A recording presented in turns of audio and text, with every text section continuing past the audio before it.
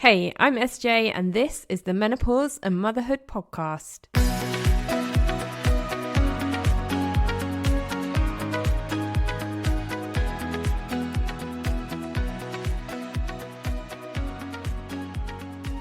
Hey friend, how are you? I hope you are well. Today's episode, I know, is really going to resonate with you. One of the biggest things that helps us realize that our bodies are changing, that we're going through perimenopause, is all of a sudden we find our weight creeping up. And I want to talk today about the real reason why you, like I was, are probably gaining maybe 5 to 10 pounds a year since you turn 40. And I'm going to give you 3 simple steps to turn this around. And I know that weight gain is incredibly frustrating because, as I've often said on this podcast, when I turned 40, it was like this switch flipped in my body, and all of the things that I had been doing, all of the exercise, all of the healthy eating that I had been doing prior to turning 40, it was like my body was like, no, that's not going to work anymore.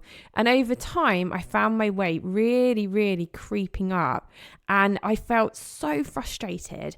I didn't know what to do about it. I didn't know how to change it. I didn't know what to do. And today's episode is going to help you to unpack and understand some of the reasons why this is likely to be happening to you.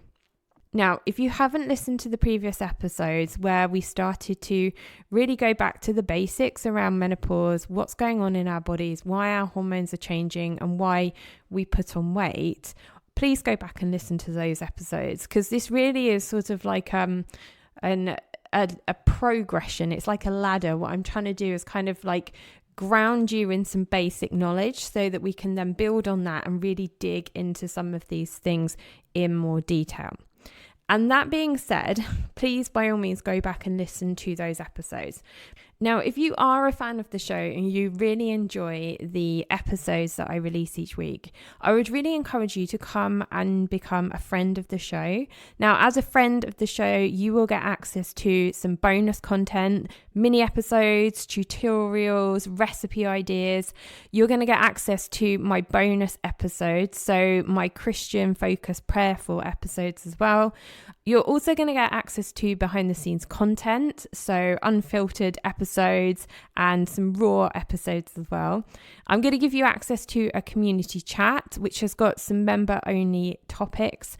Being a friend of the show will also give you early access to any content news, events and projects that are coming up, as well as special discounts. So hint, there are lots of exciting things coming your way. And when you become a friend of the show as well, you are going to get for free the digital download of my 90-day health and fitness planner, Rest Fuel Move. And that is a bonus gift to you for supporting the podcast and being a really important part of this wonderful community of women. Okay, that being said, let's focus back onto this reason why you are likely seeing the number on the scale increase very slowly over time, and all of a sudden you realize that you can't get your jeans on anymore.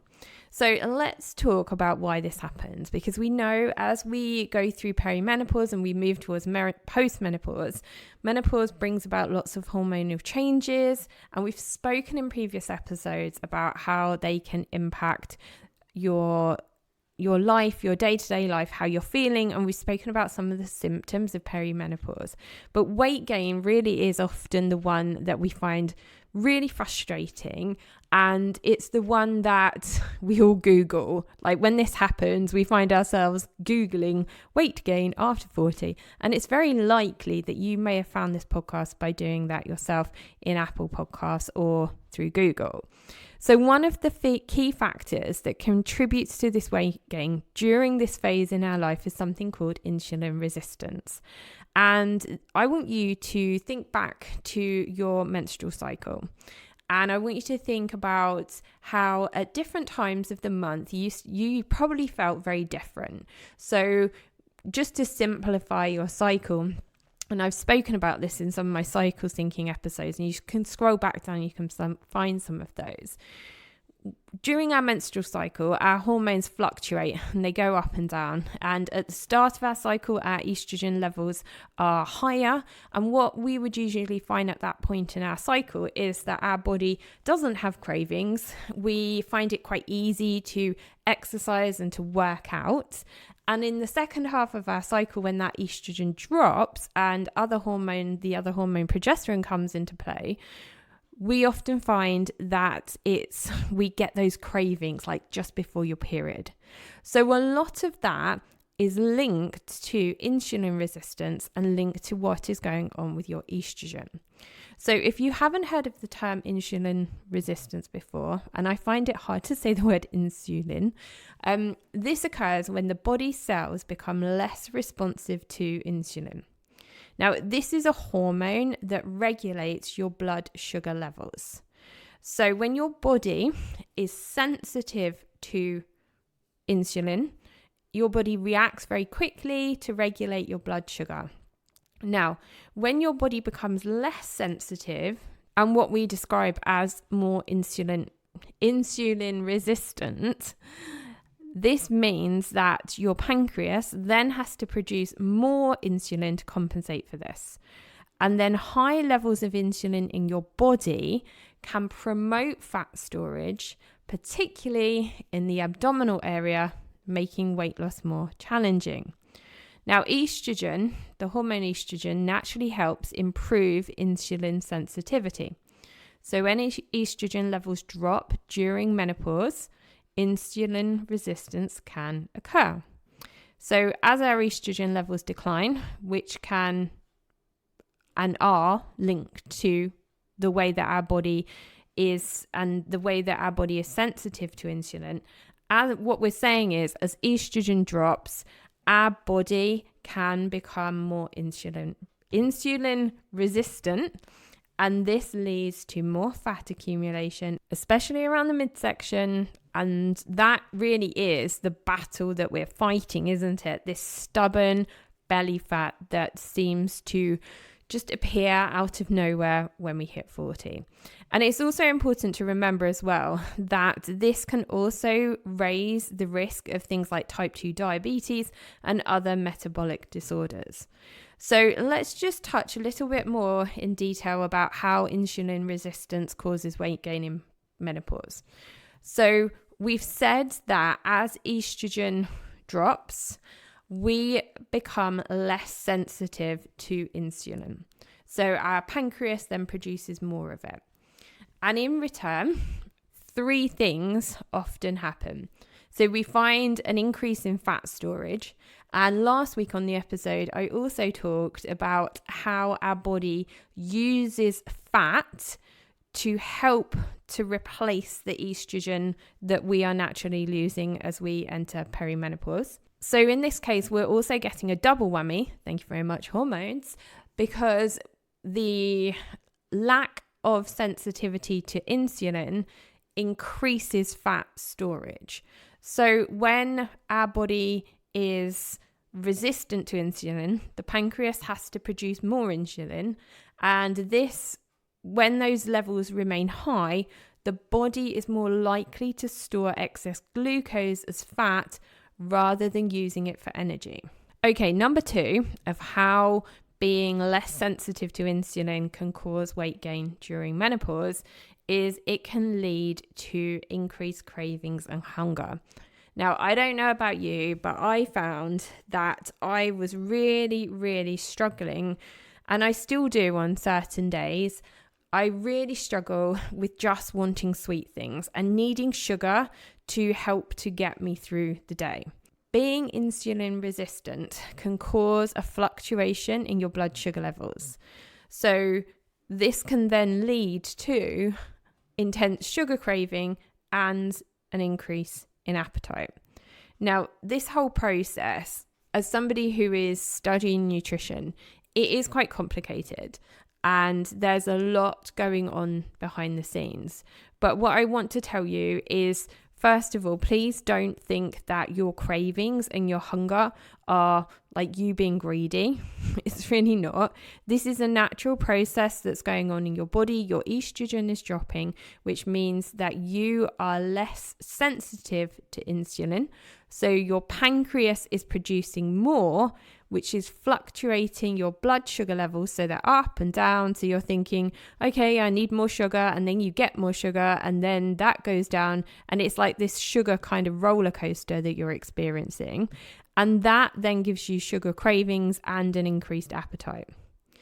And the third factor of how being resistant and less sensitive to insulin can cause weight gain is that it does impact your metabolism.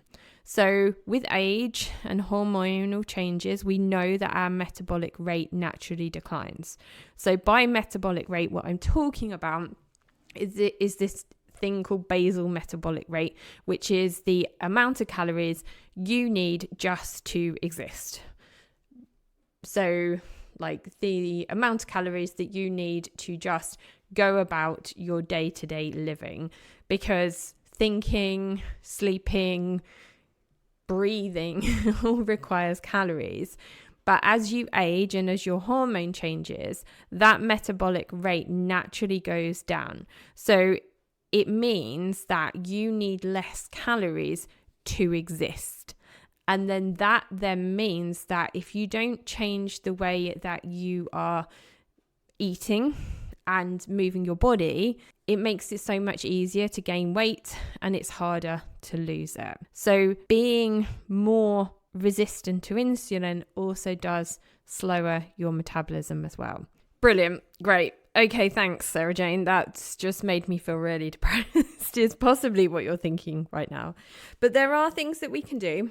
And that is the whole purpose of this podcast. It's about talking about our hormones, accepting the changes and knowing that many of these things are natural and they're not your fault.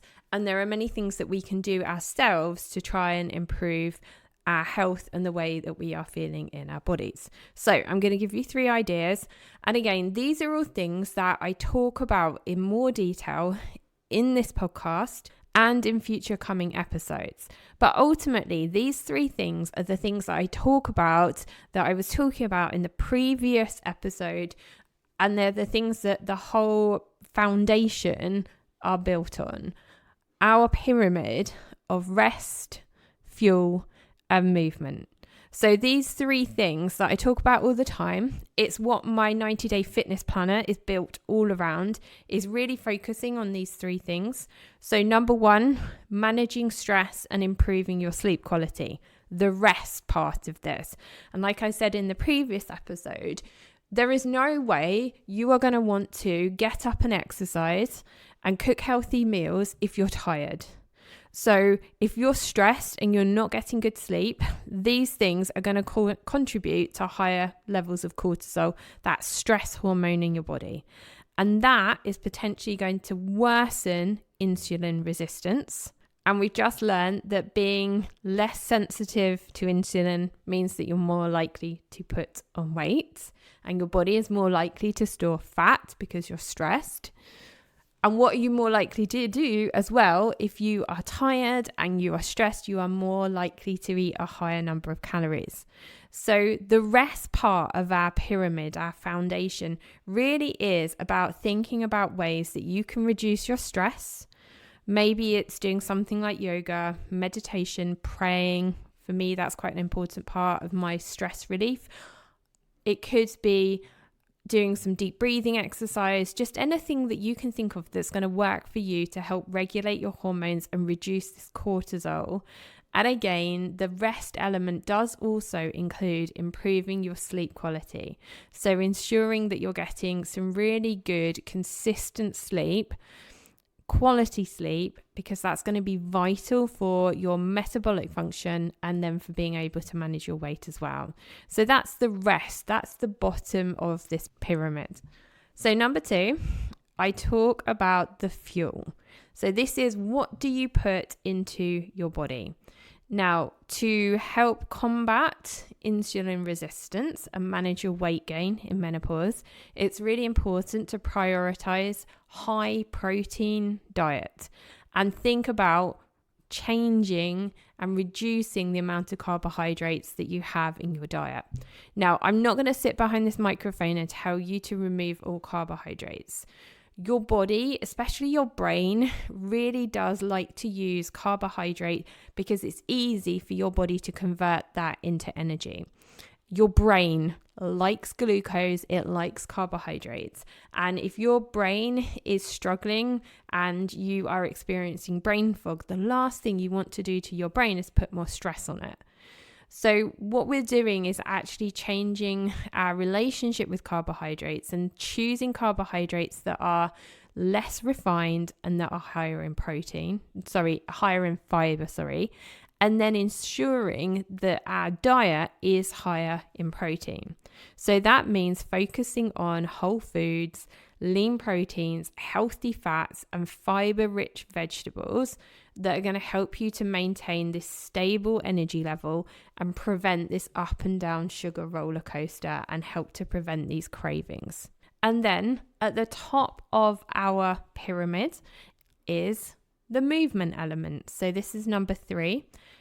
What we're talking about in this element is talking about the type of exercise that you're doing, or even including some form of regular exercise into your day-to-day routine. So wherever you're starting from, whether you're doing no exercise whatsoever, or maybe you're somebody who is exercising, but perhaps you might need to think about the type of exercise that you're doing to help your body to combat insulin resistance. This is like the top of our pyramid, the cherry on the cake, because I really feel that you need to get the rest elements first, get your fuel sorted, and then think about the movement and the exercise element. Because if you are exercising and you are not fueling your body well, that's going to cause more stress, more cortisol, and you're probably going to undo like all of the benefits of doing exercise because your body's going to be under more stress. So what we want to do is to use the exercise as the real bonus to this process. So when we're talking about exercise, we're talking about maybe engaging in some form of strength training and also making exercise a regular part of your routine. Strength training really is important as we are shifting into perimenopause and menopause. It helps us to build lean muscle mass, which enhances our body's ability to use insulin effectively. Strength training does help to improve insulin sensitivity, and combining resistance training, lifting weights, for example, with some cardiovascular exercise, this is going to promote fat loss and also your overall metabolic health, because ultimately, like, the more muscle you have, the more calories you burn. And going back to this basal metabolic rate concept, where you're thinking about the amount of calories that you need to just exist before you even think about doing exercise, the more lean muscle mass you have, the higher your basal metabolic rate is, the higher your metabolism is, so the quicker you're going to burn calories. So those are the 3, and we do keep coming back to these 3 time and time again, which is the pyramid that I talk about in this podcast all the time. It's what my 90-day fitness planner is built on.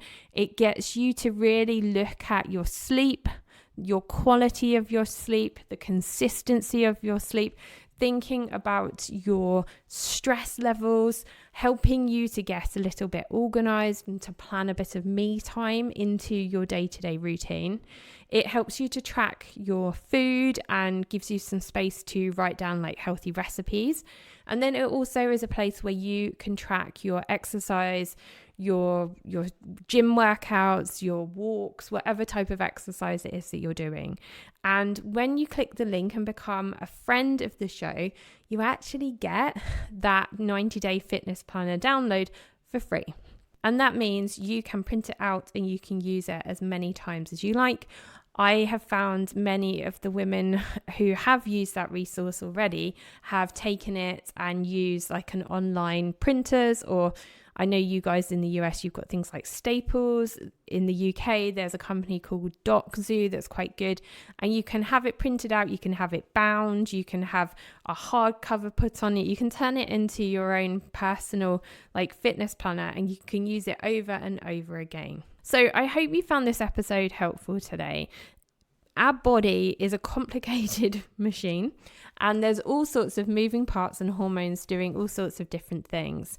But if we can find a way to really ground ourselves in these three things of managing our stress, ensuring that our body's getting enough rest, making sure that we're fueling our body with the right foods, and then incorporating movement and exercise into our daily routine, it's really going to help to not only combat this insulin resistance, it's going to help you to manage your weight as you transition through perimenopause into menopause and postmenopause. And ultimately, it's going to mean that you are fitter and healthier as you age. And again, if you would love to grab that 90-day fitness planner, click the link. You can become a friend of the show and you'll be able to access that planner and download it. And you can use it as many times as you like. That is my special gift to you for becoming a supporter, a friend of the show, as well as lots and lots of other bonus content that you are going to find over in the community. So thank you so much for listening. I really look forward to catching up with you in the next episode. Wishing you a wonderful week, and I look forward to catching you in the next episode.